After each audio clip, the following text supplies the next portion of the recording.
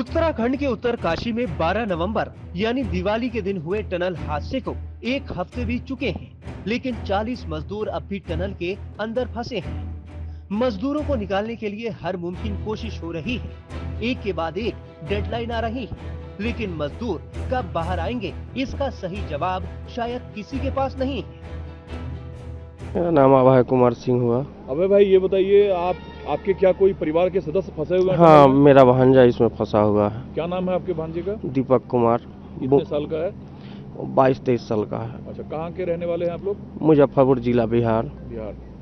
ये बताइए, कब से आप लोग यहाँ पर हैं और ये कहा जा रहा है कि रेस्क्यू कर लिया जाएगा? आज हम यहाँ 4 दिन हो गए आए हुए, और पर डे हमें यही आश्वासन मिलता है कि कल सबको सुरक्षित बाहर निकाल लिया जाएगा, लेकिन अभी तक ऐसा कुछ नहीं है।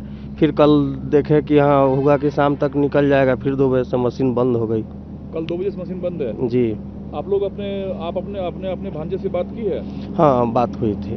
लास्ट बातचीत कब हुई है? लास्ट कल बातचीत हुई थी। कितने बजे? शाम में। कितने बजे शाम में? लगभग 6 या 7 बजे। क्या बातचीत हुई? यही उससे पूछे कि हाँ क्या स्थिति है तुम्हारा, तो बोला कि ठीक है, थोड़ा सा मतलब प्रॉब्लम तो है ही अंदर, खाने पीने से लेकर रहने तक की है, लेकिन बोला कि ठीक है। हम लोग भी बोले कि नहीं, पूरी सरकार लगी हुई है, जितना जल्द से हो सके तुम लोगों को बाहर निकाल लिया जाएगा। आश्वासन दे रहे हैं, और क्या बोले। किस तरह की प्रॉब्लम हो रही है? कोई उल्टी, दस्त, परेशानी कुछ हो रहा है? नहीं, वो बोल रहा था कि लैट्रिन वगैरह करने में अभी थोड़ा सा परेशानी है, तो हम उसको बोले कि खाना तो खा नहीं रहे हो, तो वो तो प्रॉब्लम होगा ही। अच्छा, तो आप लोगों को प्रशासन क्या कह रहा है?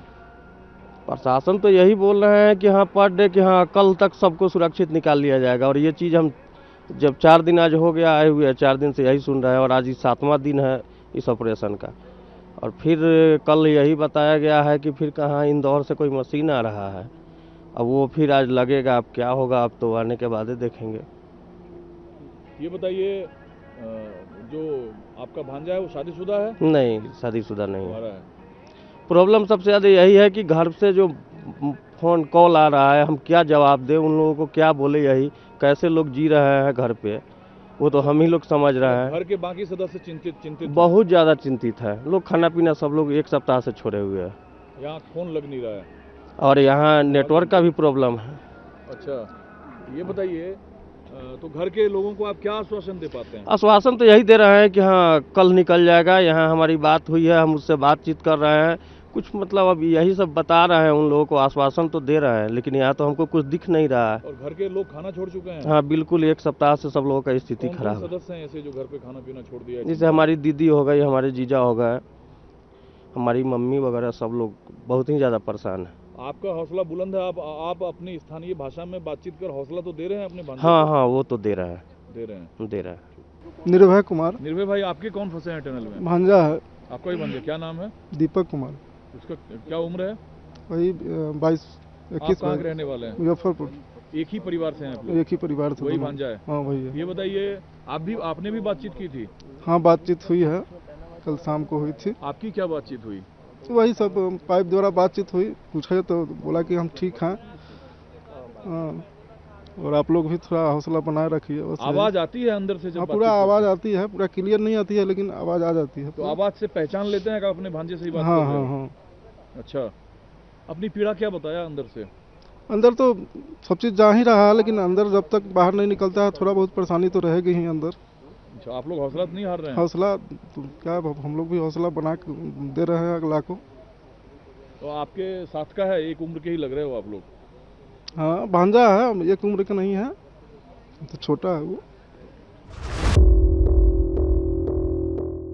मजदूरों को टनल से बाहर निकालने के लिए अमेरिकन ड्रिल मशीन तक का सहारा लिया गया, लेकिन उससे भी खास सफलता नहीं मिली। ग्राउंड जीरो से देखिए बरखा शर्मा की ये रिपोर्ट।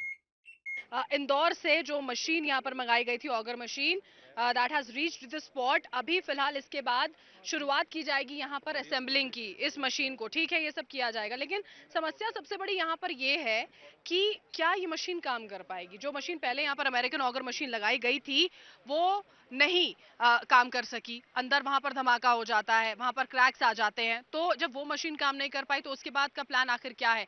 शुरुआत से ही, पहले दिन से ही जब कोशिशें यहाँ पर की गई हैं तो वो सारी की सारी विफल रही हैं। पूरी टीम, जो रेस्क्यू टीम्स हैं, वो स्ट्रगल करती हुई नजर आ रही है। ये तस्वीरें जो इस वक्त मैं आपको दिखा रही हूँ, आप देख पा रहे हैं, ये वो मशीन है जो इंदौर से पहुंची है। कई घंटों का सफर करके पहले यहाँ पहुंची है। अब कई घंटों की मशक्कत के बाद इसको पूरी तरह से तैयार किया जाएगा, फिर ये अपना काम करना शुरू करेगी।